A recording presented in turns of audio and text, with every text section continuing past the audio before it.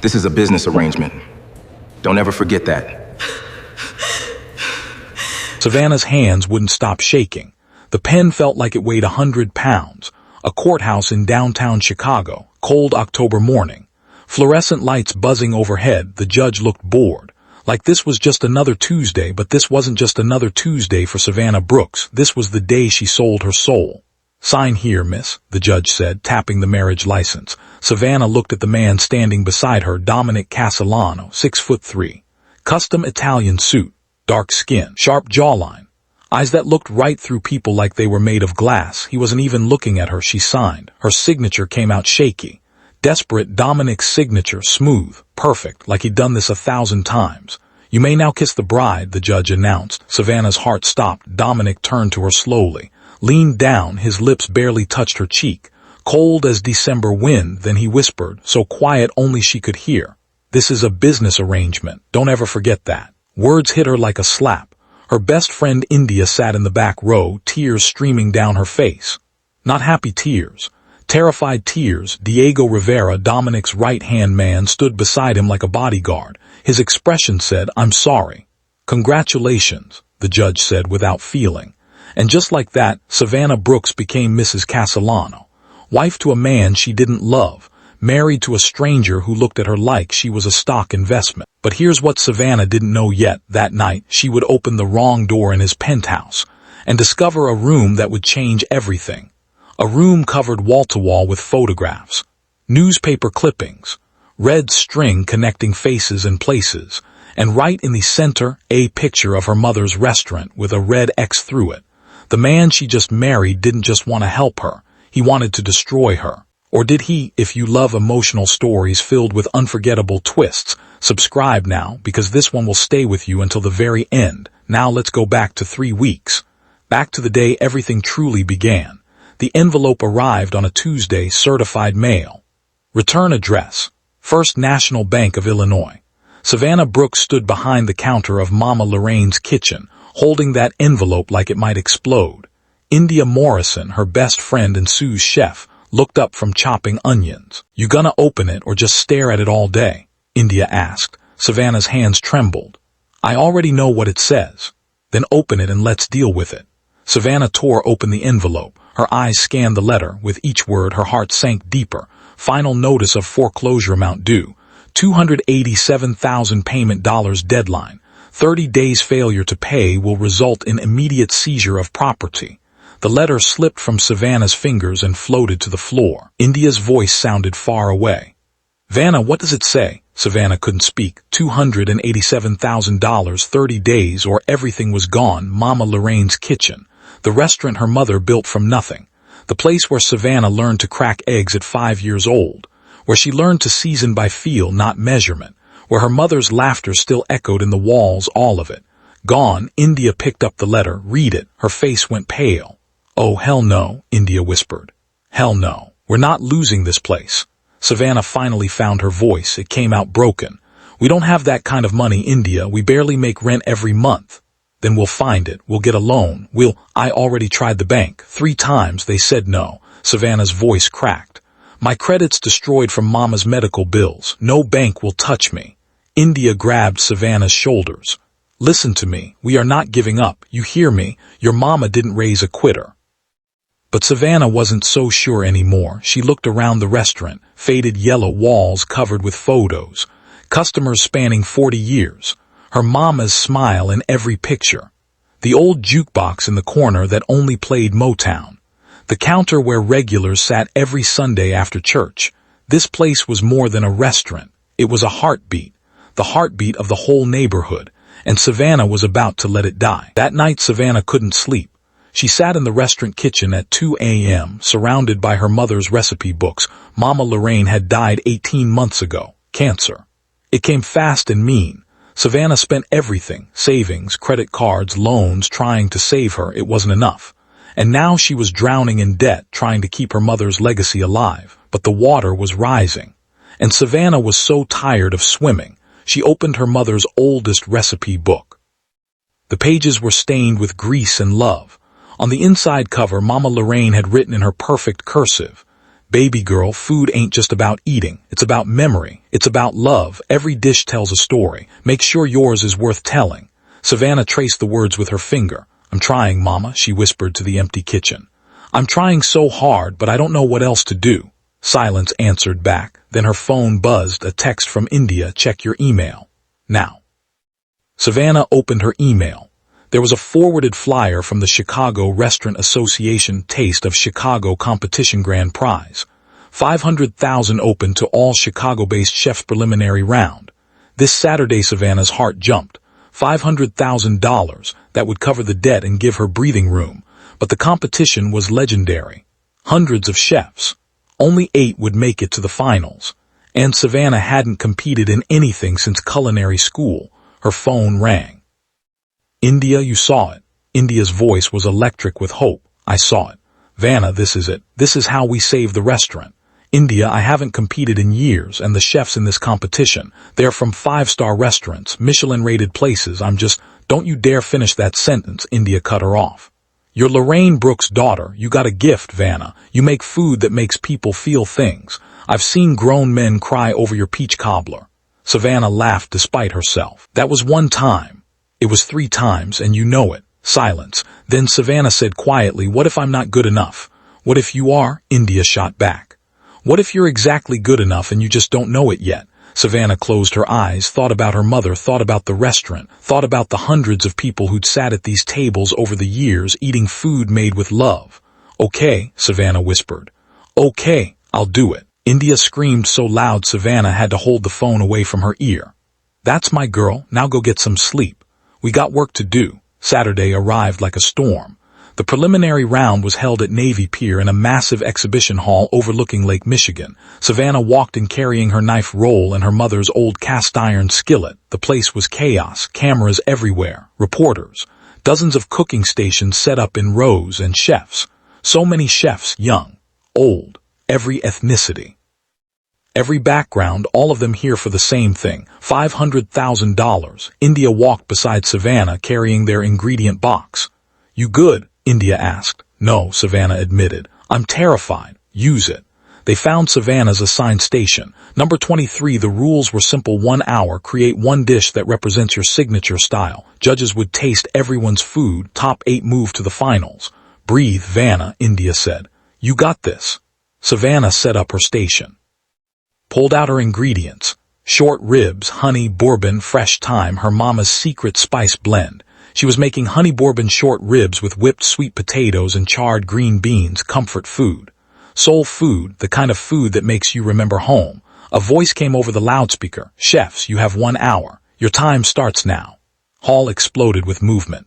Savannah's hands moved on autopilot, searing the ribs, building the bourbon glaze, whipping the sweet potatoes with butter and cinnamon. She cooked the way her mama taught her, with love, with memory, with intention. Around her, other chefs were doing molecular gastronomy. Foam, gels, liquid nitrogen. Savannah just cooked food that felt like a hug. 30 minutes left. She tasted her glaze, too sweet. She added a splash of apple cider vinegar. Tasted again, perfect. 15 minutes. She started plating. Smooth swoosh of sweet potatoes, 3 perfect short ribs, charred green beans arranged like they were dancing. A drizzle of glaze. Microgreens on top. It looked beautiful, but more importantly, it looked like love. Time's up. Step away from your station. Savannah stepped back. Her hands were shaking. India grabbed her arm. It's gorgeous, Vanna. Your mama would be proud. The judges started making their way through the stations. There were 3 of them, Chef Antlin Beaumont from New York, Chef Keisha Roberts from Atlanta, and a man Savannah didn't recognize, tall, dark skin, expensive suit. He walked like he owned the building. Who's that? Savannah whispered to India. India squinted. I don't know, but he looks rich and mean. The man stopped at a station 5 spots away from Savannah, tasted the food. No expression, moved to the next station, tasted, still no expression. He moved like a shark, cold, efficient, and he was heading straight toward Savannah. Her heart pounded. The 3 judges reached her station. Chef Beaumont tasted first. His eyebrows went up. Classic technique, well executed. Chef Roberts tasted next. She closed her eyes. Oh, honey, this tastes like my grandmother's kitchen. This is soul. Then the tall man stepped forward up close. He was even more intimidating, maybe mid-30s, sharp jawline, eyes like black coffee. He looked at Savannah's dish like he was analyzing a crime scene. He picked up his fork, tasted the short ribs, chewed slowly. Savannah held her breath. His expression didn't change, but something flickered in his eyes. Just for a second, he set down his fork, looked directly at Savannah. "What's your name?" His voice was deep, quiet. "Savannah Brooks." "Where'd you learn to cook like this?" "My mother's kitchen, South Side Chicago." He nodded slowly, studying her like she was a puzzle. "Thank you, Ms. Brooks." Then he moved to the next station. Savannah exhaled. "What the hell was that?" India whispered. "I have no idea." Hours later, the results were announced. 8 names called. Savannah Brooks was number 6. She made it. India screamed and tackled her in a hug. "You did it. You did it." Savannah couldn't believe it. She was in the finals. She had a real shot at $500,000. A real shot at saving Mama Lorraine's kitchen. As the crowd cleared out, Savannah packed up her station. That's when she saw him, the tall man from the judging panel. He was standing near the exit, talking to a Latino man in an expensive suit. As if he felt her looking, the tall man turned his head. Their eyes met across the room. He said something to the Latino man. Then he started walking toward Savannah. India grabbed Savannah's arm. "A girl, that scary rich dude is coming over here." Savannah's mouth went dry. The man stopped in front of her up close. He was even more imposing. "Ms. Brooks," he said, "I'd like to discuss a business opportunity with you. Do you have a few minutes?" Savannah blinked. "A business opportunity? Yes, it won't take long." India stepped forward. "And you are?" The man's eyes flicked to India, then back to Savannah. "Dominic Castellano. I own the Castellano Restaurant Group." Savannah's brain stuttered. The Castellano Restaurant Group owned 15 high-end restaurants across Chicago. She'd seen his name in Forbes. This man was worth hundreds of millions. "What kind of business opportunity?" Savannah asked carefully. "Kind best discussed in private. My office is downtown. Can you meet me tomorrow? Say 2 p.m. Savannah looked at India. India's expression said, "This feels like a trap." But Savannah thought about the foreclosure notice. About 30 days, about her mother's legacy slipping through her fingers. "Okay," Savannah said, "I'll be there." Dominic handed her a sleek black business card. "Second floor. Ask for Diego Rivera. He'll bring you to my office." Then he walked away without another word. India stared at the card like it might bite her. "Vanna, I don't trust this." "Neither do I," Savannah admitted. But 24 hours later, she found herself standing outside a glass skyscraper on Wacker Drive. The address from Dominic's card. The building was all steel and glass. The kind of place that screamed money. Savannah wore her best dress. A navy blue number she'd bought for her mother's funeral. It was the only nice thing she owned. India had wanted to come with her, but Savannah said no. Whatever this was, she needed to face it alone. She walked through the revolving doors. The lobby was marble and chrome. A fountain in the center. People in expensive suits rushing past like they were late for something important. Savannah found the elevator, pressed the button for the second floor. Her reflection stared back at her in the polished steel doors. She looked scared. She was scared. The elevator opened. A young woman sat at a reception desk. White, early 20s, perfect hair. "Can I help you?" she asked with a smile that didn't reach her eyes. "I'm here to see Diego Rivera. My name is Savannah Brooks." Receptionist typed something on her computer. "Oh yes, Mr. Rivera is expecting you. One moment, please." She picked up the phone, spoke quietly, hung up. "He'll be right out."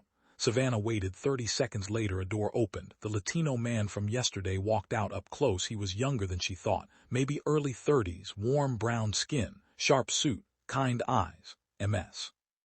Brooks," he said with a genuine smile.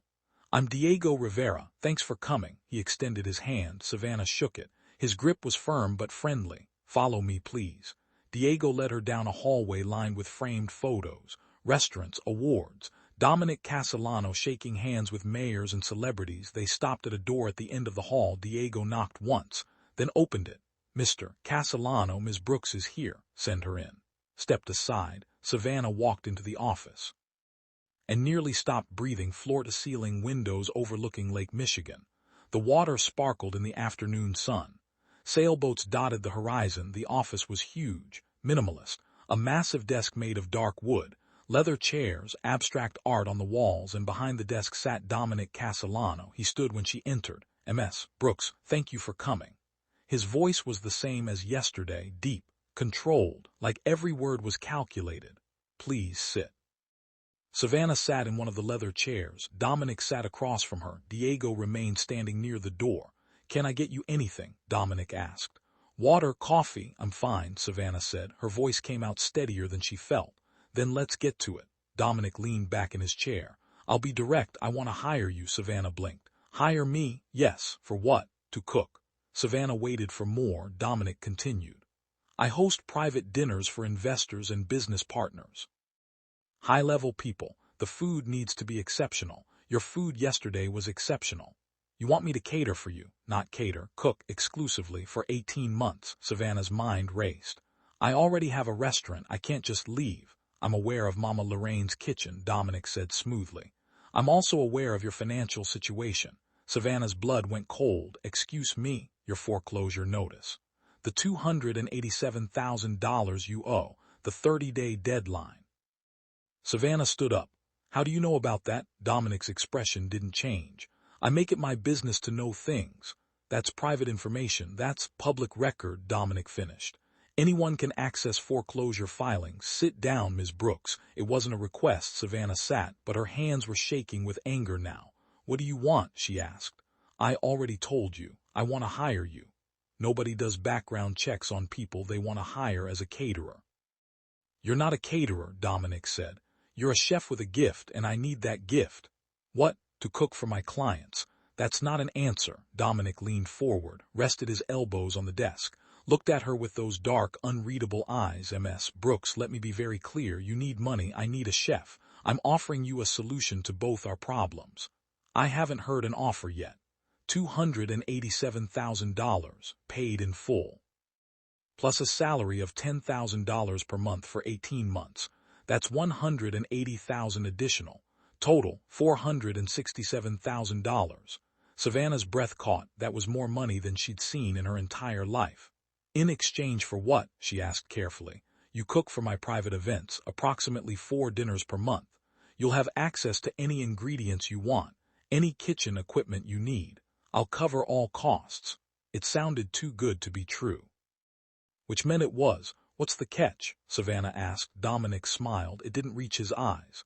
"Catch, Ms. Brooks, is that you have to marry me." Silence. Savannah stared at him. "I'm sorry, what?" "Marriage, you and me, legally binding for 18 months. Savannah laughed. It came out harsh and disbelieving. "Insane. I'm practical. You want me to marry you, a complete stranger?" "Yes." "Why, that's not relevant to you." "It's very relevant if you're asking me to marry you." Dominic's jaw tightened, the first crack in his calm. "It's a business arrangement, nothing more. Separate bedrooms, no physical relationship. You cook, I pay you. At the end of 18 months, we dissolve the marriage. You walk away with enough money to secure your restaurant's future." Savannah stood up. "This is crazy. I'm leaving." She turned toward the door. "Sit down, Ms. Brooks." Something in his voice stopped her. She turned back. Dominic was holding a folder. He opened it, slid a paper across the desk. "What is that?" Savannah asked. "Your restaurant's debt." "Bought it this morning." World tilted. "You what?" "I purchased your debt from First National Bank. As of 9 a.m. today, you don't owe the bank anything. You owe me." Savannah's legs went weak. She sank back into the chair. "You can't do that." "I already did." "Would you?" "Because now you have a choice, Ms. Brooks. You can marry me, cook for my clients, and at the end of 18 months, I'll forgive the entire debt. You'll own Mama Lorraine's kitchen free and clear. Or," Dominic's eyes were cold, "or I foreclose." Tomorrow. Savannah couldn't breathe. This man, this stranger, had just trapped her.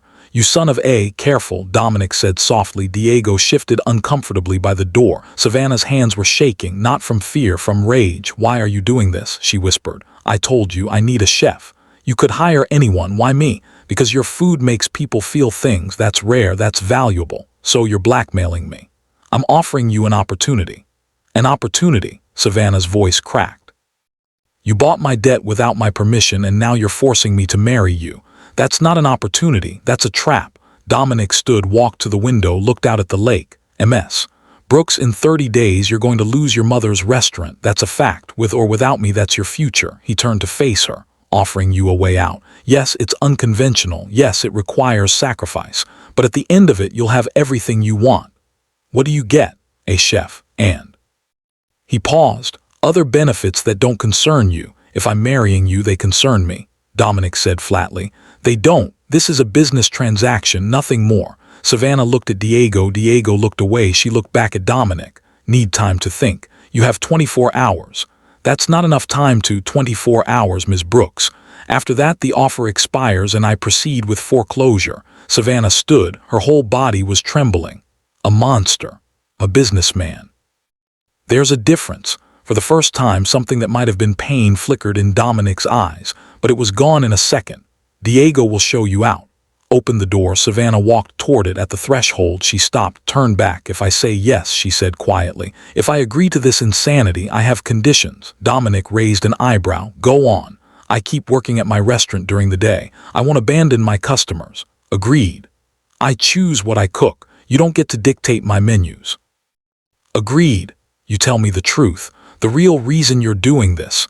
Dominic was quiet for a long moment. No, then I walk. Then you lose everything. They stared at each other. Finally, Dominic said, you'll get your answer, eventually, but not yet.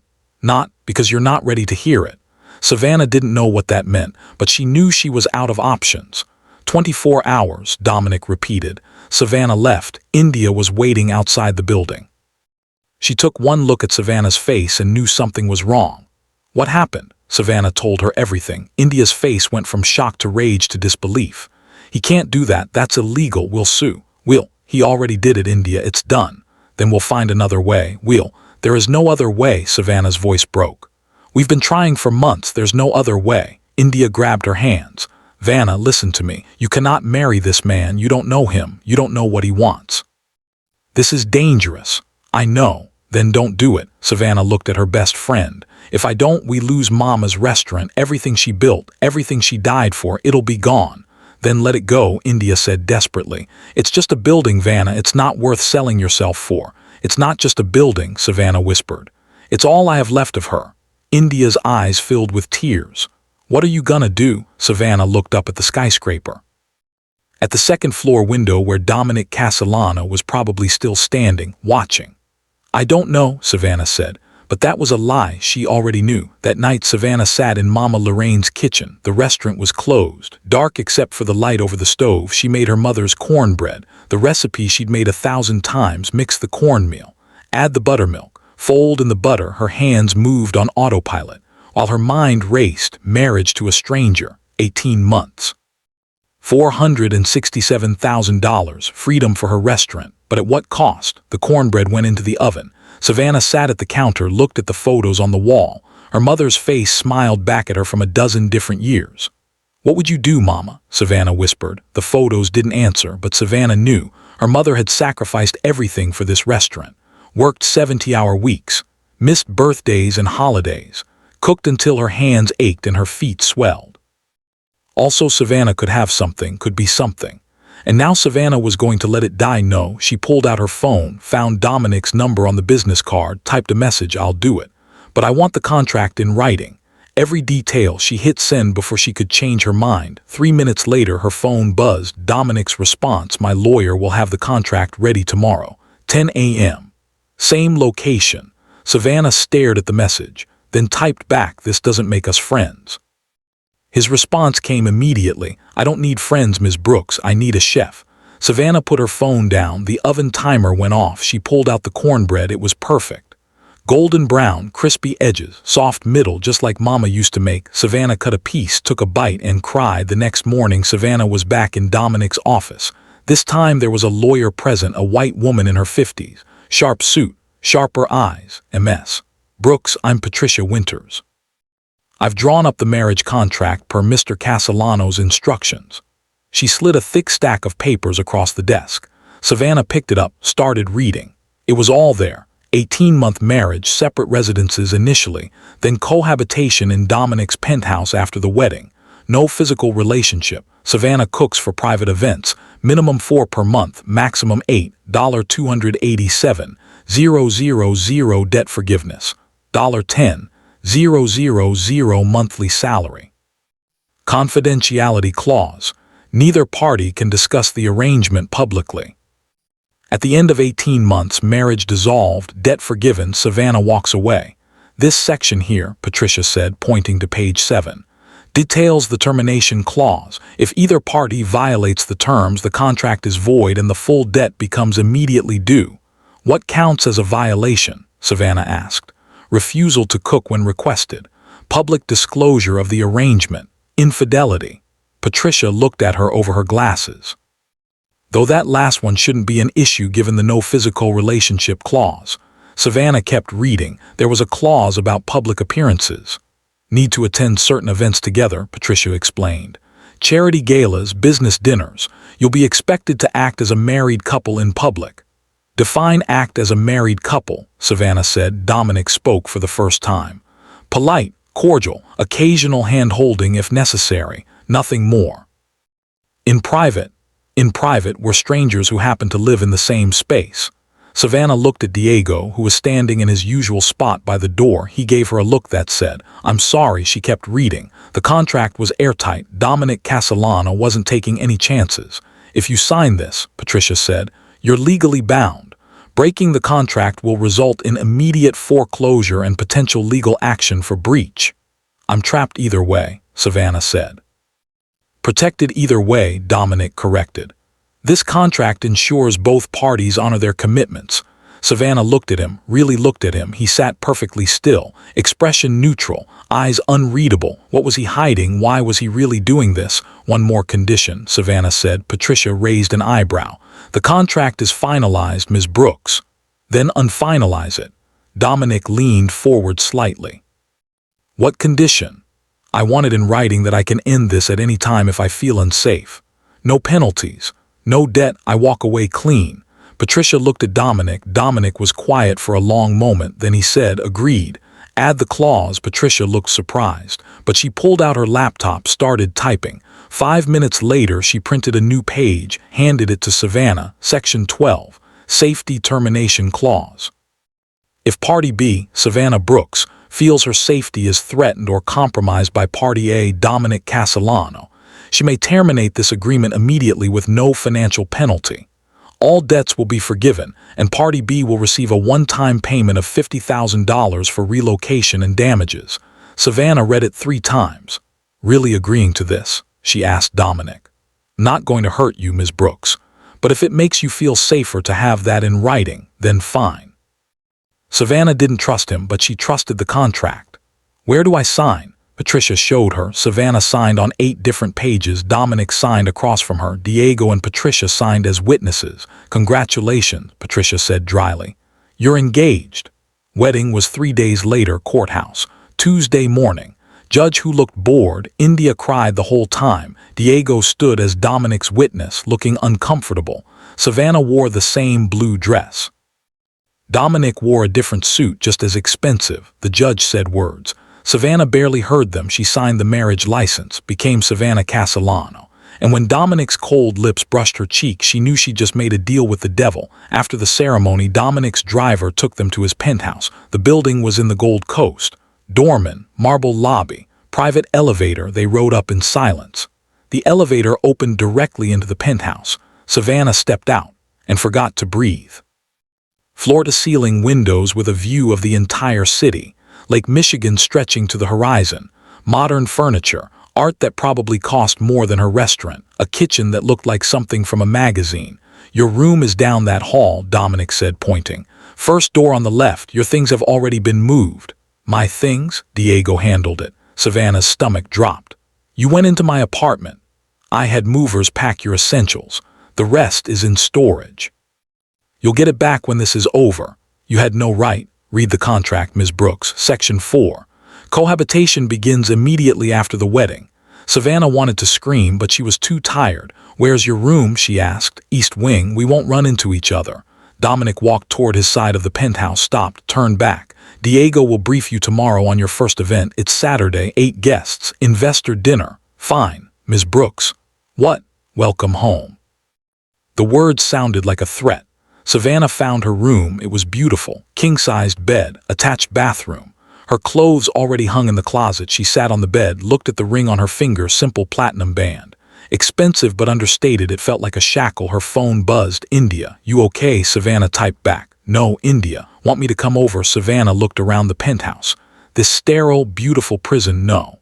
I need to figure this out alone. India. Call me if you need me. Anytime, I mean it, I will. Love you too. Don't let him break you. Savannah put her phone down, stood up, decided to explore. She walked through the penthouse, living room, dining room, office, gym, terrace with a view that should be illegal. Everything was perfect. Everything was cold, just like Dominic. She found the kitchen. It was incredible. Commercial-grade appliances, marble counters, every tool a chef could dream of. Savannah ran her hand over the stove. At least she'd have this. She kept exploring. Past Dominic's wing, kept going. There was a door at the end of a hallway. It looked different from the others.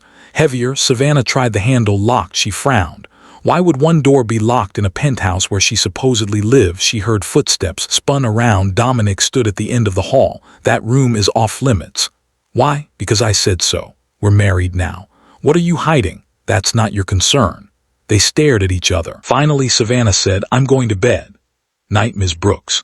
It's Mrs. Castellano now, Savannah said bitterly. Something flickered in Dominic's eyes, but he just said, good night. Savannah went to her room, closed the door, locked it. She couldn't sleep. Around 2 a.m. she heard footsteps. Dominic packing. She heard him walk past her door, down the hall, to that locked room, heard the door open, close. Then silence. What was in that room? Savannah got out of bed, crept down the hall, pressed her ear to the door. She couldn't hear anything. Her hand went to the doorknob. It turned. He'd left it unlocked. Savannah knew she shouldn't, knew this was crossing a line, but she pushed the door open and froze. The room was covered with photographs, dozens of them, pinned to the walls, connected with red string, newspaper clippings, documents, a bulletin board covered in faces. And in the center of it all, a photograph of Mama Lorraine's kitchen with a red X through it. Savannah's blood turned to ice. She stepped closer. There were other restaurants too, 15 of them, all marked with red X's, names written under each photo, dates, closed 2019, burned down 2017, foreclosed 2021. What was this? She looked at the bulletin board. There was a woman's face in the center, white, 50s, blonde hair, perfect smile, the name written underneath, Vivian Hargrove. Red strings connected her to every restaurant, every X. Savannah's head spun. She heard a sound behind her, turned. Dominic stood in the doorway. His face was carved from stone. I told you, he said quietly. That room was off limits. What kind of business opportunity does Dominic really have for Savannah? Is this her salvation or her destruction? If you're hooked and you want to see what happens next, make sure you're subscribed and that notification bell is on. Drop a comment and tell me, would you have taken the meeting? Let me know what you think is in that room, and why Dominic has a picture of Savannah's restaurant with a red X through it. Now, Savannah just discovered something that changes everything. Dominic's been hiding a massive secret, and she's standing right in the middle of it. Keep watching. You do not want to miss what happens when Dominic explains what that room really means. Let's continue the story. Savannah couldn't move, couldn't breathe, couldn't do anything except stare at the walls covered in photographs and red string like something from a crime show. Dominic stood in the doorway, silent, watching her. His face was unreadable, but his hands were clenched into fists. Get out, he said quietly. His voice was soft, too soft. That's what made it terrifying. What is this? Savannah whispered. I said get out. That's my mother's restaurant on that wall. Her voice got louder. That's my restaurant with a red X through it. So you're going to tell me what the hell this is? Dominic took a step into the room. Savannah backed up. You weren't supposed to see this, he said, but I did, so explain it now. A long moment. Dominic just looked at her, then he walked to the bulletin board, stood in front of the woman's photograph, Vivian Hargrove. You know who this is? He asked. No, she's the president of the Chicago Restaurant Association. Respected businesswoman, philanthropist. It's on the board of 3 charities. Okay, so Dominic's jaw tightened. She's also the person who destroyed my family. Savannah's breath caught. Dominic touched one of the restaurant photos, a small Italian place called Castellano's. This was my parents' restaurant, Bronzeville. They opened it in 1998. It was everything to them, everything to me. His finger traced the edge of the photo. I was 14 when it burned down. My parents were inside. They died that night. Savannah's hand went to her mouth. I'm so sorry. The fire was ruled accidental, Dominic continued, his voice flat, emotionless. Faulty wiring, they said, but my parents had just had the whole building inspected. Everything was up to code, perfect. He turned to face her. 3 months before the fire, Vivian Hargrove approached my parents, said she wanted to invest in the restaurant, help them expand. They said no. They didn't want partners. They wanted to build something on their own. So she burned it down, Savannah asked. I can't prove that. Yet, but 6 weeks after they refused her offer, health inspectors showed up, found violations that weren't there before. My parents got fined. Business dropped. Then the fire happened. Dominic walked to another photo. After my parents died, I went into foster care. Spent the next 4 years being passed from home to home. Nobody wanted a quiet, angry kid who didn't talk. Savannah's heart ached, but she stayed where she was. When I turned 18, I aged out of the system. Job. Worked 3 jobs actually, saved every penny, put myself through community college, then business school, built my first restaurant from nothing. He gestured to the wall. And while I was building my empire, I was also researching, digging, following patterns. What patterns? Vivian Hargrove has been targeting minority-owned restaurants for 25 years. Black-owned, Latino-owned, Asian-owned. Small family places in neighborhoods she wants to develop. He pointed to the restaurants on the wall. Her method is always the same. Offer to invest. When they refuse, suddenly there are health code violations, tax audits, mysterious fires, vandalism, anything to force them to sell or close down. Savannah looked at the 15 restaurants, all marked with red X's, all closed. Once the restaurant fails, she buys the property through shell companies. Nobody connects it back to her. Then she sells the land to developers for triple what she paid. That's illegal, Savannah said. It's hard to prove. She's careful, uses middlemen, covers her tracks, but I've been documenting everything for 10 years. Savannah's eyes went to her mother's restaurant, and Mama Lorraine's. Dominic's expression softened. Just a fraction. Your mother was approached by Vivian 8 years ago. Did she ever mention that? Savannah's mind raced back. She remembered something. A fancy woman who came to the restaurant, talked about expansion. Her mother had seemed stressed after. Maybe. I was in college. I wasn't around much. Your mother refused the investment. Vivian didn't push. She waited. Then last year, your mother got sick. Do you know that? I've been watching Vivian's targets for years, Savannah. Mama Lorraine's has been on her list since your mother said no. The way he said her name, Savannah, not Ms. Brooks, made her stomach flip. After your mother died, Vivian started circling again. I saw the health inspections increase. The property tax reassessment that tripled your rates. The bank suddenly calling in your loan. Savannah felt sick, saying Vivian did all that. I'm saying she has friends in the right places, and she's patient. Dominic walked closer to Savannah. She didn't back away this time. When I saw your foreclosure filing, I knew Vivian was making her move. If you lost the restaurant, she'd buy it through one of her companies. Another X on her wall. So you bought my debt to stop her. The marriage? Dominic looked away. That's more complicated, uncomplicated. He was quiet for a long moment, then he said, Vivian has powerful friends, lawyers, politicians. If I go after her directly, she'll bury me in lawsuits and make me look like a bitter orphan with a grudge. But if I'm married, certain legal protections apply. Spousal privilege means you can't be forced to testify against me if things get ugly. And a marriage gives me a reason to be involved with your restaurant without raising suspicion. Savannah's head was spinning. You used me, protected you, by trapping me in a fake marriage, by giving you a way to keep your mother's legacy. Dominic's voice rose for the first time. Do you think I wanted this? Do you think I wanted to tie myself to a stranger for 18 months? Then why did you? Because I'm tired. The words exploded out of him. I'm tired of watching her destroy families. I'm tired of collecting evidence that never seems like enough. I'm tired of being one step behind. He ran a hand over his face. You were supposed to be different. Your food. He stopped. At the competition, when I tasted your food, it was the first time in 20 years I felt something other than anger. Savannah's breath caught. What did you feel? Peace. The word came out like a confession. For 60 seconds while I was eating your short ribs, I felt peace. Like my mother was in the room, like everything might actually be okay. His eyes met hers. I need that, Savannah. I need someone who can make me feel something other than rage. Because if I don't find a way to let some of this go, it's going to destroy me before I ever get justice. Savannah didn't know what to say. This wasn't the cold businessman from the courthouse. This was a broken man who'd been fighting alone for 20 years. So what's your plan? She asked quietly. You gather evidence, then take it to the FBI. I have contacts there. Once I have enough to prove a pattern, RICO charges, racketeering, arson, fraud, they'll have to investigate. You need 18 months to gather that evidence. I need 18 months to make sure it's airtight, and I need you to help me. How? Vivian will come for Mama Lorraine's again. I know she will. And when she does, I need you to document everything, every conversation, every threat, every shady inspector who shows up. You want me to spy for you. I want you to protect yourself. And help me stop her from doing this to anyone else. Savannah looked at the wall of destroyed restaurants, 15 families, 15 legacies, gone. Did you really plan to destroy my restaurant? She asked. That phone call I heard, you said you'd liquidate it. Dominic's eyebrows drew together. What phone call? Savannah realized she just admitted to eavesdropping, but it was too late now.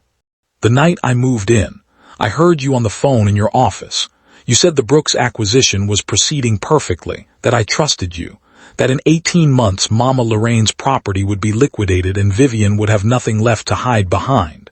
Understanding dawned on Dominic's face, then, shockingly, he almost smiled. You thought I meant I'd destroy your restaurant. What else would that mean? Liquidate the debt, Savannah, not the property. I was telling Diego that in 18 months your debt would be forgiven, liquidated from the books, and with your restaurant protected, Vivian would have one less property to hide her crimes behind. Savannah felt like an idiot. Oh, you've been thinking I was planning to betray you this whole time. Can you blame me? You bought my debt and forced me into a marriage to protect you. You could have just explained this from the beginning. Would you have believed me? Dominic shot back.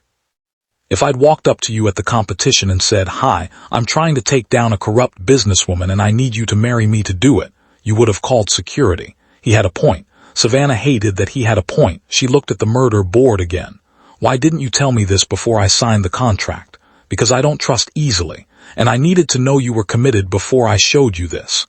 You mean you needed to trap me first? I mean I needed to make sure you wouldn't run. They stood in silence, the weight of everything pressing down. Finally, Savannah asked, what happens if we succeed?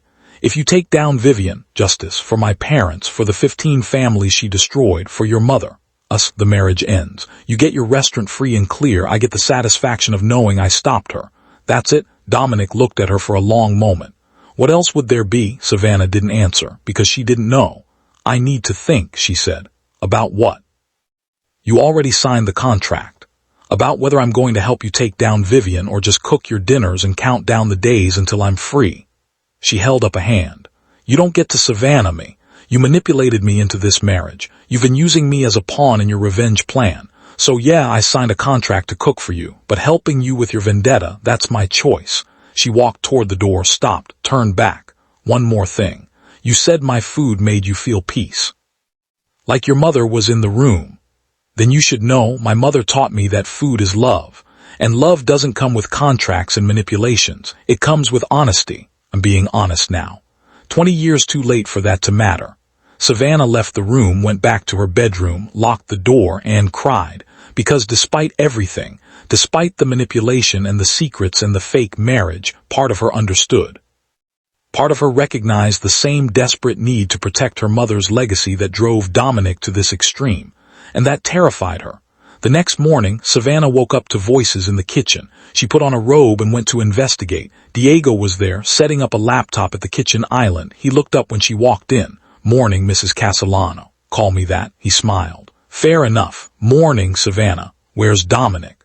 Jim, he'll be back in 20 minutes. Diego gestured to the coffee maker. Fresh coffee. I made it strong, figured you might need it after last night. Savannah poured herself a cup, sat across from him. Did you know? She asked. About the room, about Vivian. Yes, you didn't think to warn me. Would you have listened? Savannah took a sip of coffee. Probably not. Dom's not good at people, Diego said. He's brilliant with business, with strategy, but actual human connection, that's not his strong suit. I noticed. Means well. He just doesn't know how to show it. Trapped me in a marriage, Diego. Gave you a way to save your restaurant. Those aren't the same thing. Diego closed his laptop, looked at her seriously. Can I tell you something off the record? Sure. Known Dominic for 12 years, met him in business school. He was different then. Still driven, still intense, but there was something else there too. Hope, maybe. Diego paused. Then he started researching Vivian, started building his case. And year by year I watched that hope die. Watched him become harder, colder, more obsessed. Sounds healthy. It's not, that's my point, this revenge, it's eating him alive, and I've tried to get him to let it go, to move on, but he can't. Then why are you helping him? Because he's my friend, and because Vivian needs to be stopped. Diego leaned forward. But also because I saw something change when he met you. Savannah's heart skipped. What do you mean, at the competition? After he tasted your food? I've never seen him like that. It was like someone flipped a switch. He came back to the office and spent 6 hours researching you. That's not romantic, Diego, that's creepy. It's Dominic. For him, research is love language. Despite herself, Savannah almost laughed. I saw the look on his face last night, Diego continued. When you found that room, he was terrified, not because you discovered his plan, but because he thought you'd hate him. I do hate him. Do you? Savannah didn't answer.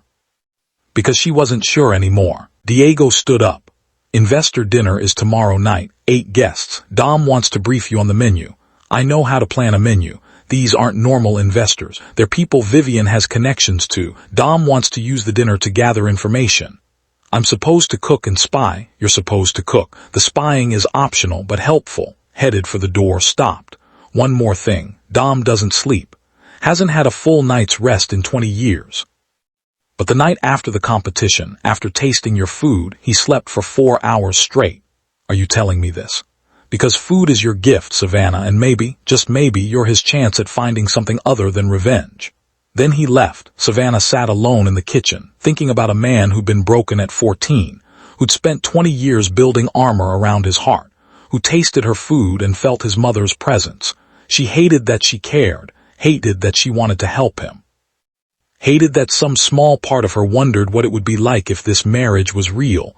Dominic came back from the gym 30 minutes later, sweaty, breathing hard, t-shirt clinging to muscles Savannah definitely should not be noticing. He stopped when he saw her. Morning, awkward silence. About last night, he started. Help you, Savannah said. Dominic blinked. What? With Vivian. I'll help you take her down, but on my terms. What terms? You stop making decisions about my life without asking me first. You want me to do something you ask, like an adult, not a dictator. Okay. You tell me the truth about everything. No more secrets. Dominic hesitated. Tell you what I can. Good enough. Savannah, there are things about my past, about what I've had to do to get this far, that you're better off not knowing. Me decide what I'm better off knowing. They stared at each other. Finally, Dominic said, I'll try. Good. Now tell me about this dinner tomorrow night. They spent the next 2 hours planning. Dominic explained who each guest was. Kenneth Morrison, real estate developer with ties to Vivian's shell companies. Patricia and James Chen, restaurant owners who'd miraculously avoided Vivian's schemes by partnering with her. Robert Finch, city inspector who'd signed off on violations at 4 of the destroyed restaurants. Marcus and Lydia Thompson, investors who'd bought 3 properties after mysterious fires. 2 others whose connections to Vivian were still unclear. You want me to cook for the people who helped destroy those restaurants? Savannah asked. Want you to cook food so good they forget to guard their words. People talk when they're comfortable. Your food makes people comfortable. That's manipulative. That's strategic. Savannah planned a menu started with charred octopus with lemon and herbs. Light, approachable, gets people talking. Then butternut squash soup with brown butter and sage. Comfort food. Lowers defenses, main course, her honey bourbon short ribs with creamy polenta and roasted Brussels sprouts.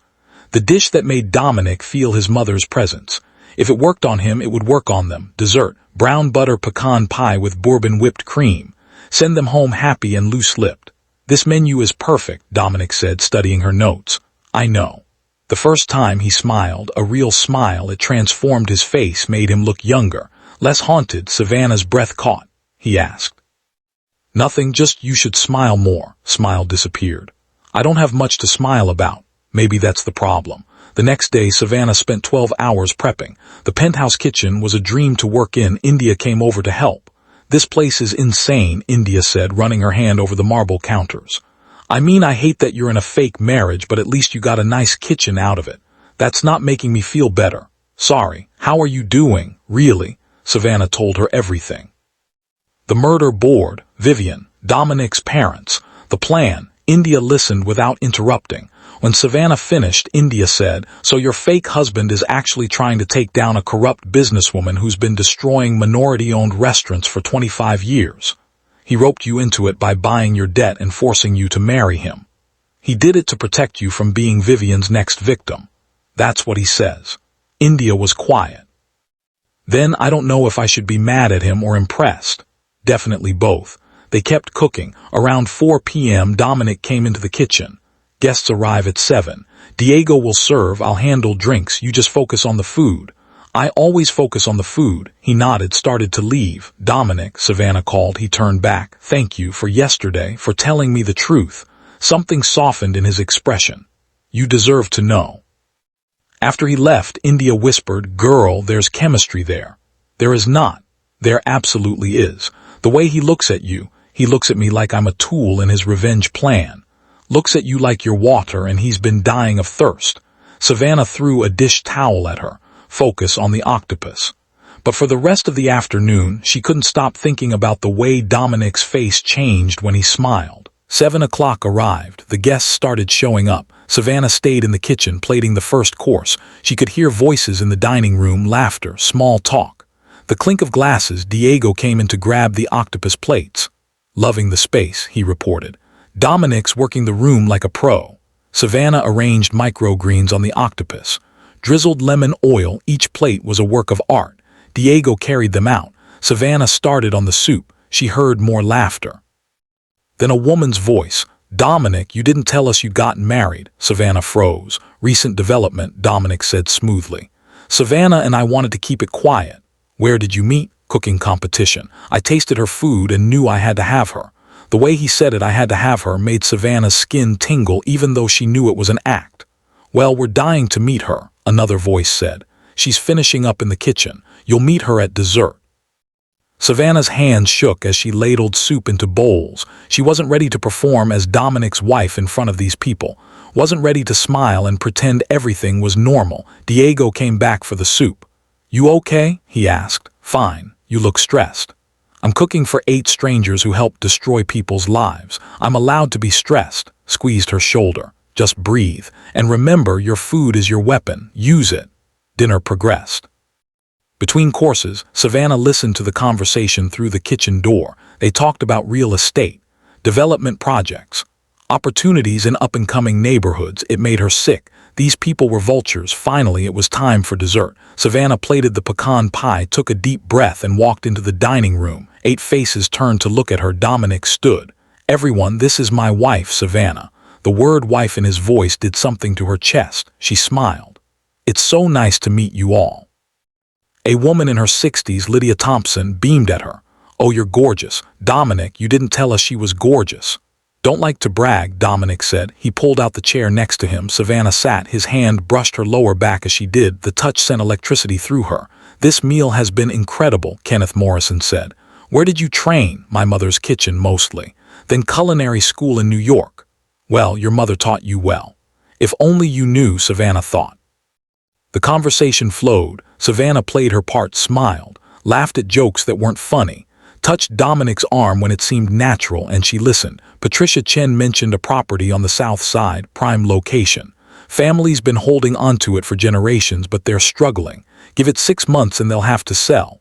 "Who's the family?" James Chen asked. "Martinez. They run that little bakery." Savannah's blood boiled, but she kept smiling. Under the table, Dominic's hand found hers. Squeezed once.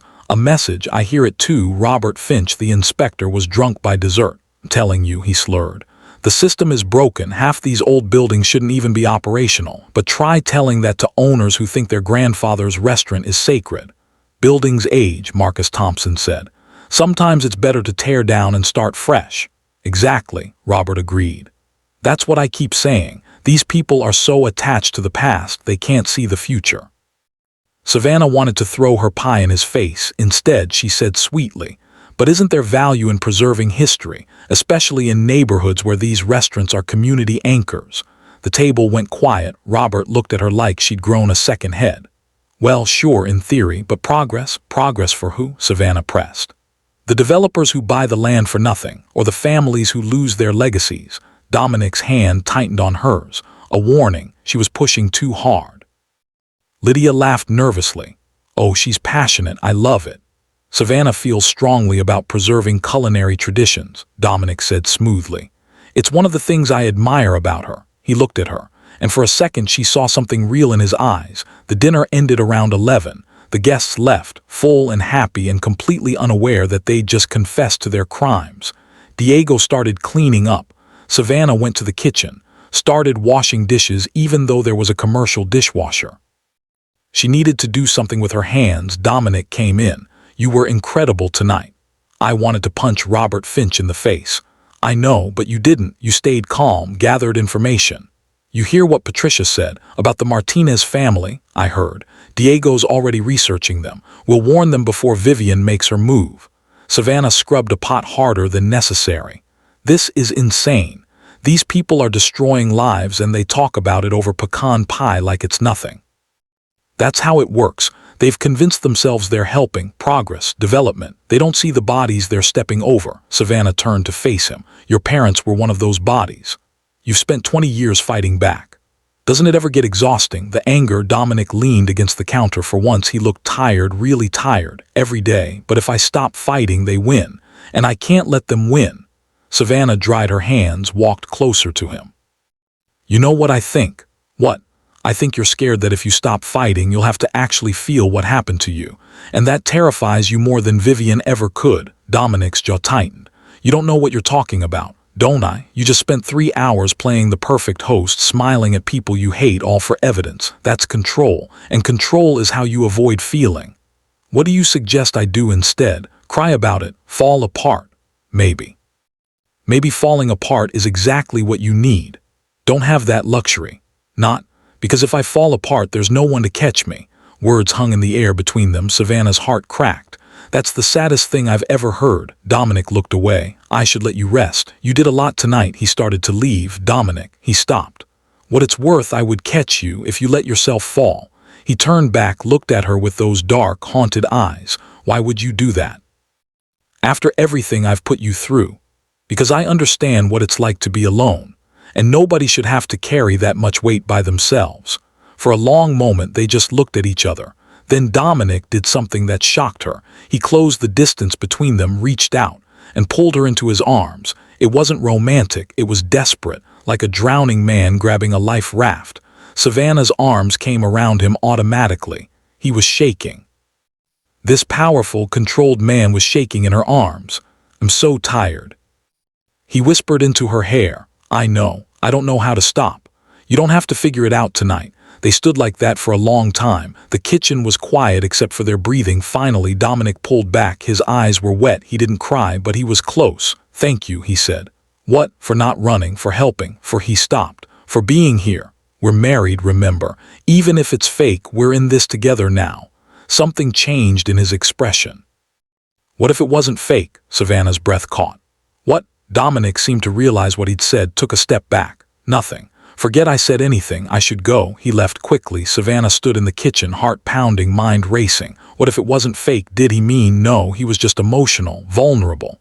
It didn't mean anything. But as she went to bed that night, she couldn't stop thinking about the way he'd held her. Like she was the only solid thing in his world. Like she mattered. The terrifying part, she was starting to care about him too. 2 days later, India called. Vanna, we have a problem. What kind of problem? The health inspector came by Mama Lorraine's this morning. Found violations I know weren't there last week. Savannah's stomach dropped. What kind of violations? Grease trap needs cleaning. Refrigeration temperature is 1 degree too low. Flooring has cracks. It's all minor stuff, but he's giving us 2 weeks to fix it or he'll shut us down. Send me the report. India texted it over. Savannah read through it, then checked the inspector's name, Robert Finch, the drunk inspector from the dinner. India, I'll call you back. She found Dominic in his office. Vivian made her move.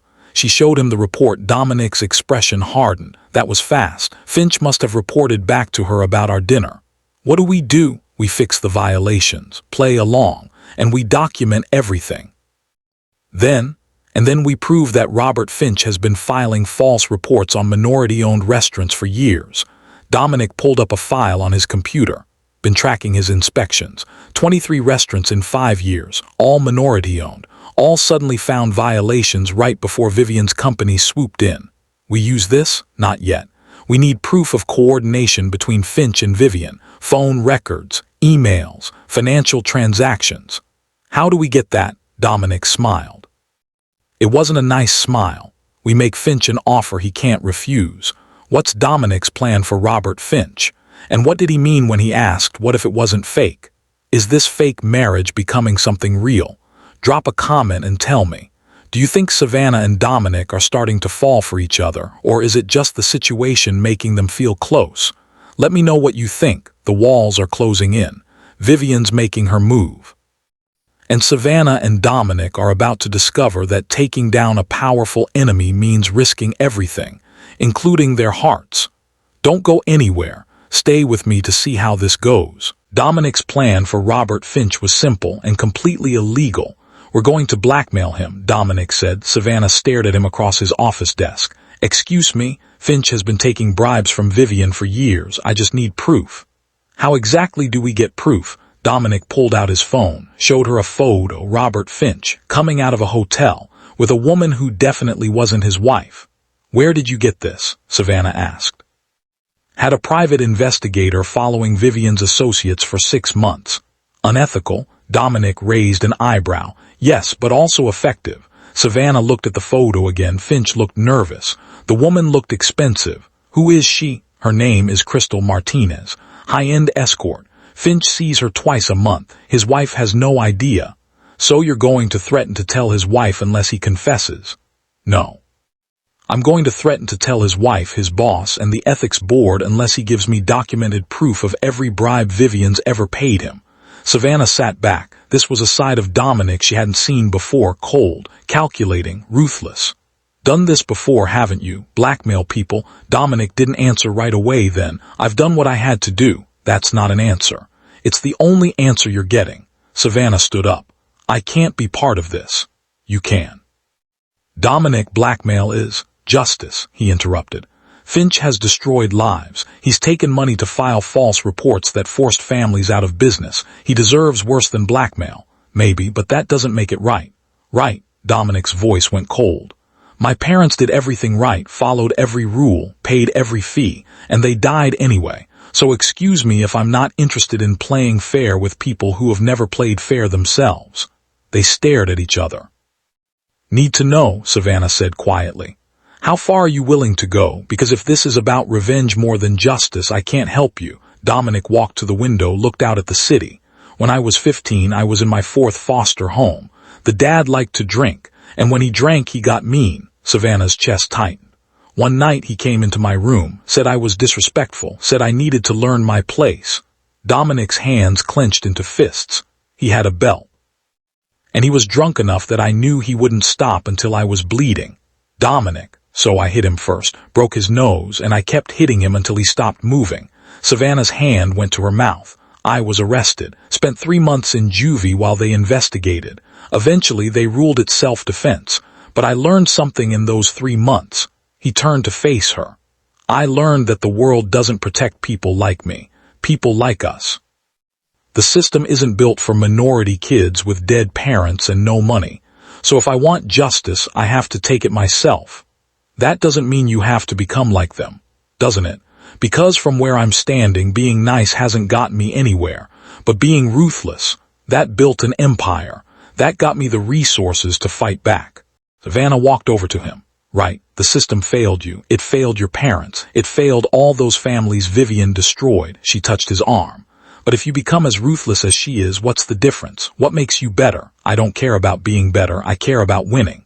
What happens when you win, when Vivian's in prison and all those families have justice? What then? Dominic looked at her, really looked at her. I don't know. Exactly. Because you've spent 20 years focused on revenge. You've never thought about what comes after. There is no after, there's just the mission. That's the saddest thing I've ever heard. Dominic pulled away from her touch. I don't need your pity. I'm not pitying you, I'm trying to save you from yourself. I don't need saving. Everyone needs saving, Dominic, even you. Before he could respond, Diego burst into the office. We have a problem. Now? Dominic asked. Vivian just called a press conference. She's announcing a new development project in South Side. Guess which property is the centerpiece? Savannah's blood went cold. Lorraine's. nodded. The press conference is in 2 hours. Dominic was already moving. The car, call our media contacts, and find out how the hell she got the paperwork to announce this when Savannah still owns the property. Already on it. Dominic grabbed his jacket, looked at Savannah. Are you with me or not? Savannah thought about everything, the fake marriage, the revenge plot, the manipulation, but she also thought about her mother. About Mama Lorraine's kitchen, about the 15 families who'd lost everything. With you? Then let's go. Press conference was at the Chicago Cultural Center, reporters everywhere, camera crews, local politicians, and at the center of it all, Vivian Hargrove. She looked exactly like her photo, polished, perfect, expensive suit, smile that didn't reach her eyes. Savannah and Dominic slipped into the back of the room. Vivian was mid-speech, excited to announce the South Side Renaissance Project. A $1 billion initiative to revitalize one of Chicago's most historic neighborhoods. Applause. Savannah felt sick. We'll be transforming blighted properties into mixed-use developments, affordable housing, retail space, community centers. More applause. One of our anchor properties is the former Lorraine's Kitchen, a beloved local institution that sadly fell into financial disrepair. Savannah's hands clenched. We plan to honor the legacy of Lorraine Brooks by creating a community culinary center in her name. The audacity. The absolute audacity. Dominic's hand found Savannah's. Don't, he whispered. Not yet. A reporter raised her hand. Ms. Hargrove, there are reports that Lorraine's Kitchen is still operational. How did you acquire the property? Vivian smiled. Property owner, Lorraine Brooks' daughter, approached us with an offer to sell. She recognized that she couldn't maintain the business and felt that our vision aligned with her mother's legacy. Lies, all lies. Another reporter. Is the daughter here today? Unfortunately, no. She wished to keep the transaction private. Savannah couldn't take it anymore. She stepped forward. That's interesting, Ms. Hargrove, since I'm Lorraine Brooks' daughter and I never approached you with anything. Room went silent. Every camera swung toward Savannah. Vivian's smile froze. Ms. Brooks, what a surprise. I bet it is. Savannah walked down the aisle. Since you just told a room full of reporters that I agreed to sell you my mother's restaurant, which is a lie. Murmurs rippled through the crowd. There must be some confusion, Vivian said smoothly. Our legal team has all the necessary paperwork, forged paperwork, Dominic said, stepping up beside Savannah, which we're prepared to prove. Vivian's eyes narrowed when she saw Dominic. Mr. Castellano, I should have known you'd be behind this. Behind what?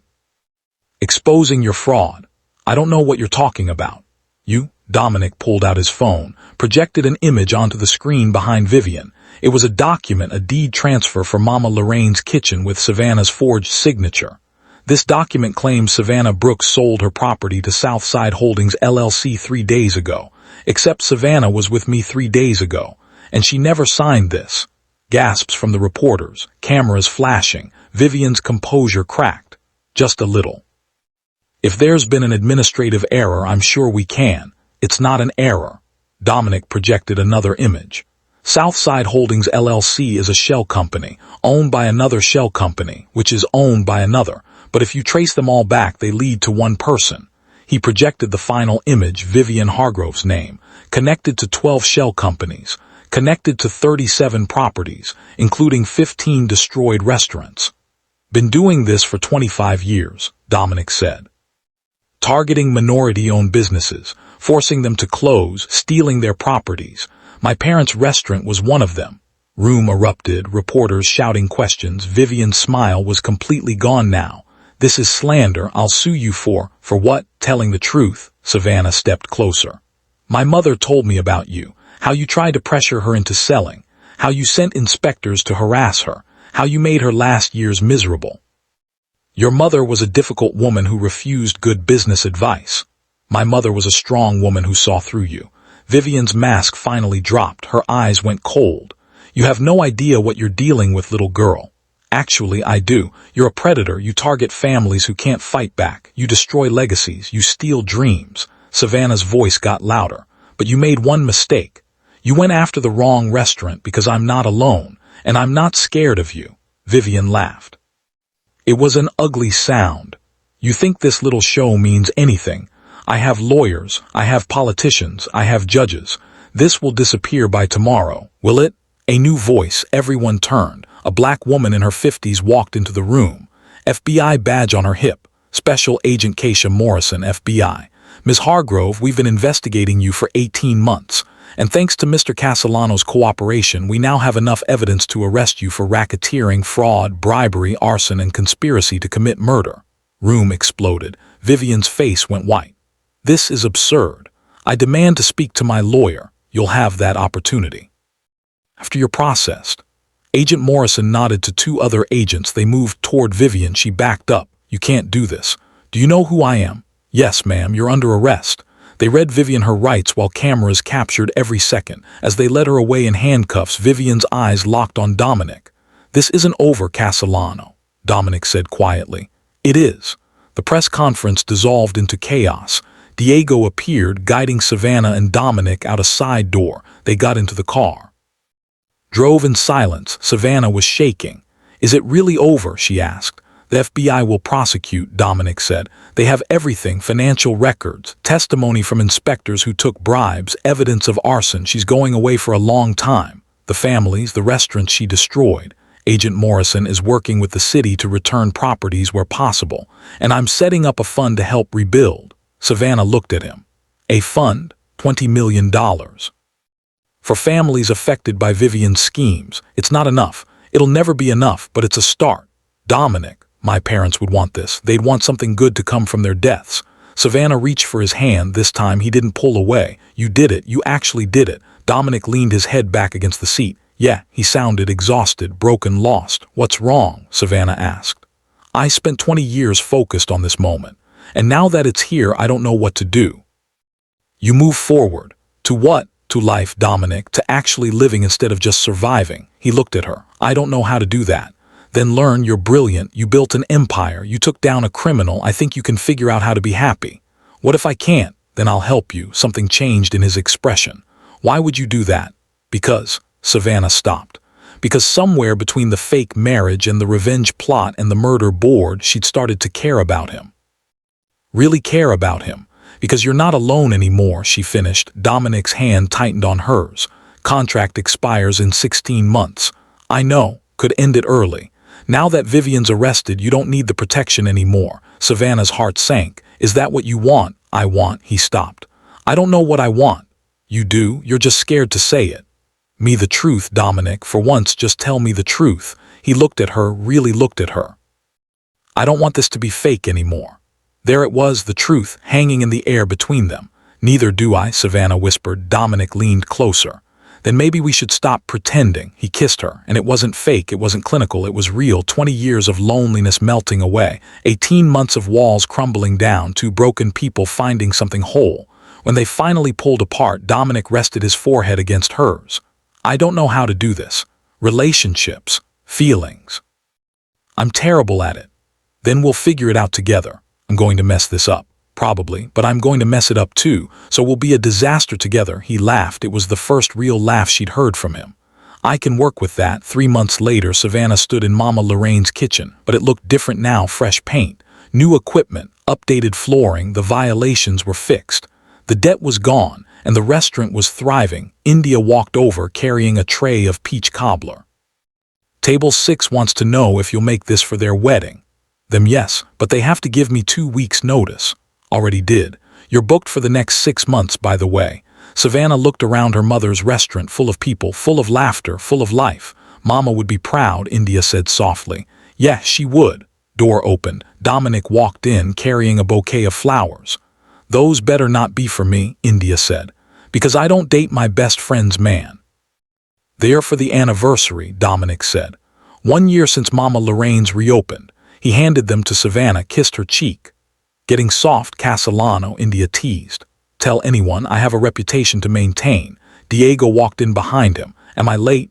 Right on time, Savannah said. They'd planned a small celebration, just the 4 of them, the people who'd been there through everything. They sat at the counter. The same counter where Savannah's mother used to serve regulars. Savannah brought out food. Her honey bourbon short ribs, whipped sweet potatoes, her mother's cornbread. Before we eat, Dominic said, I have news. Everyone looked at him. FBI formally closed the Hargrove case yesterday. Vivian was sentenced to 28 years federal prison. No possibility of parole for 15 years. India whistled, damn. Also, the city is returning properties to 12 families. They'll receive full ownership plus compensation for lost income. That's incredible, Savannah said. And Dominic pulled out an envelope. The Martinez family, the ones Patricia Chen mentioned at the dinner. Yeah, I bought their debt. They're safe now. Savannah's eyes filled with tears.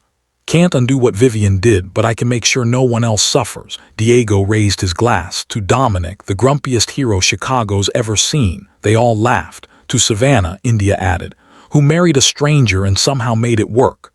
To all of us, Savannah said. For being broken and finding each other anyway. They clinked glasses, ate, talked, laughed, and for the first time in years, Dominic felt something other than anger. He felt peace. Later that night, after everyone left, Savannah and Dominic walked along the lakefront. Have something for you, Dominic said. He handed her a folder. She opened it. Inside was a deed, Mama Lorraine's kitchen in Savannah's name only. What is this? Your restaurant, free and clear. No contracts, no conditions. It's yours. But also tearing up the marriage contract. You're free to leave whenever you want. Savannah's heart stopped. You want me to leave? No, God, no. Dominic took her hands. But I want you to stay because you choose to, not because a piece of paper says you have to. Savannah looked at him, this man who'd been so cold when they met, who'd trapped her in a marriage, who'd slowly, painfully learned to open his heart. What if I want a new contract? She asked. What kind of contract? The kind where we actually get married. For real this time. Dominic stared at her. Are you? I'm serious. No 18-month limit, no separate bedrooms, no business arrangement. Savannah, you don't have to. I know I don't have to, I want to. Why? Because I love you, you emotionally stunted disaster of a man. Dominic laughed, then he pulled her close. Love you too, even though you're stubborn and you argue with me constantly and you make me feel things I swore I'd never feel again. That a yes? That's a hell yes. He kissed her. Right there on the lakefront with the city lights sparkling behind them. And for the first time in his life, Dominic Castellano felt like he was home. 6 months later, they had a real wedding, not in a courthouse. In Mama Lorraine's kitchen, India was the maid of honor. Diego was the best man, 70 people crammed into the restaurant, friends, family. The 12 families whose properties Dominic had helped return. Agent Morrison even came. Wouldn't miss it, she said. You two took down one of the biggest fraud operations I've ever seen. That deserves celebration. Ceremony was simple. Dominic wrote his own vows. Savannah Brooks, you saved me. Not from Vivian, not from debt, from myself. You taught me that revenge isn't the same as justice. That being ruthless isn't the same as being strong. And that love is stronger than anger. His voice cracked. I spent 20 years building walls. You knocked them all down with a plate of short ribs and a stubborn refusal to give up on me. I don't deserve you, but I'm going to spend the rest of my life trying to. There wasn't a dry eye in the room. Savannah's vows were simpler. Dominic Castellano, you're a pain in my ass. Everyone laughed. But you're also the most loyal, determined, brilliant man I've ever met.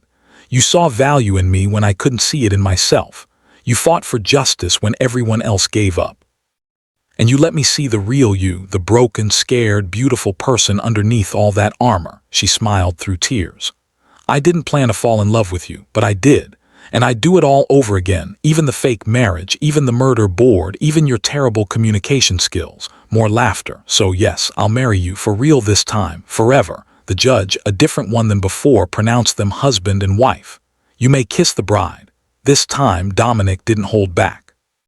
He kissed her like she was oxygen, like she was home, and the restaurant erupted in applause. At the reception, India pulled Savannah aside.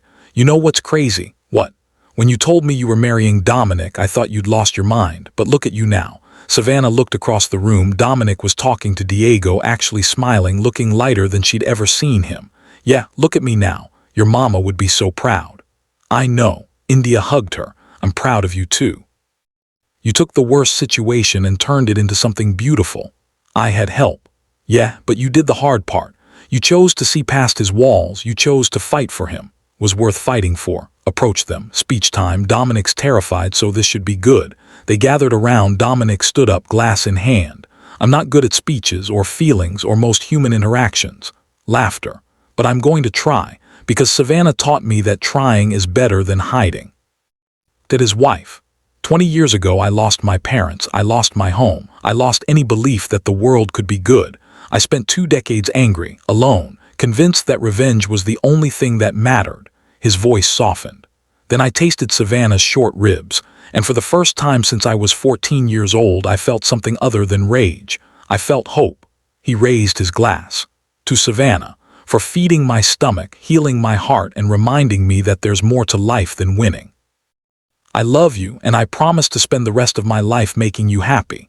Everyone cheered. Savannah stood up. My turn to Dominic. For being the grumpiest, most complicated, most wonderful man I've ever met. You drive me crazy, but I wouldn't change a single thing. She raised her glass.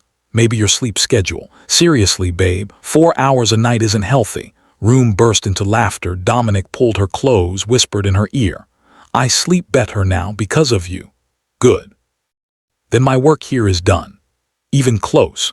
You're stuck with me forever now. Promise, promise. They kissed, and somewhere in whatever comes after life, Lorraine Brooks and Antonio and Maria Castellano smiled, because their children, broken and lost in fighting, had found each other, and turned pain into purpose, revenge into redemption, and a fake marriage into forever. 1 year later, Savannah stood in a new restaurant, not Mama Lorraine's. A second location. This one was in Bronzeville. Right where Dominic's parents' restaurant used to be. They'd rebuilt it, same layout, same style, but the name was different. Castellano's Second Chance. A tribute to Dominic's parents, and a symbol of what Dominic and Savannah had built together. The grand opening was packed. Media, celebrities, regular people from the neighborhood, and in the back, sitting quietly, the families whose restaurants Vivian had destroyed. 12 families who'd gotten their properties back, who'd been given a second chance. Dominic stood at the front of the restaurant, Savannah beside him. This restaurant is dedicated to Antonio and Maria Castellano, Dominic said.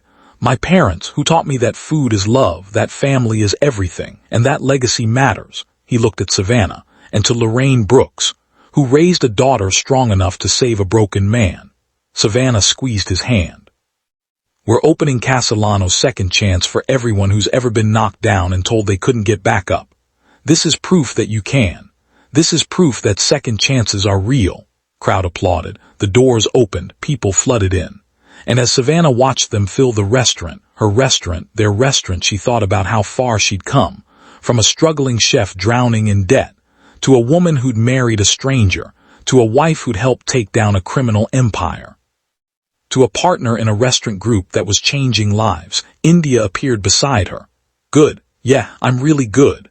Your mama would be losing her mind right now, in the best way, Savannah laughed. Yeah, she would. Dominic walked over, wrapped his arms around her from behind.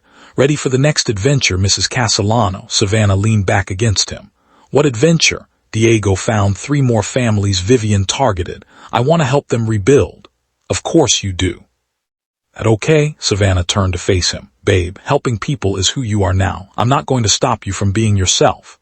Even if it means more late nights and complicated projects. Even then, as long as you remember to come home and sleep and actually live your life.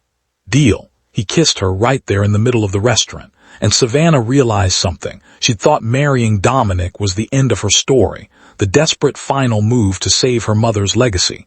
But it wasn't the end. It was the beginning of a partnership that would help dozens of families, the beginning of a love that was messy and complicated and real, the beginning of a life that mattered. Hey, Dominic said. What are you thinking about? Just that I'm really glad I opened that door. Door? The one to your murder boardroom. If I hadn't found it, we might have kept pretending, kept our distance. True.